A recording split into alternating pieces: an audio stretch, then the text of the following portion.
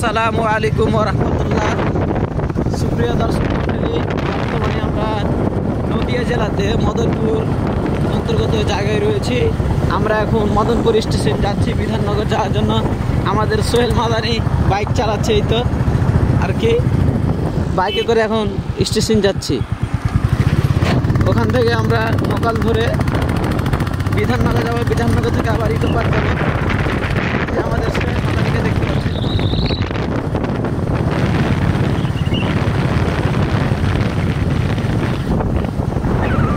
Sohel bike চালাচ্ছে, মুখটা দেখাতে পাচ্ছি না, এটা আন্তরিকভাবে দুঃখিত।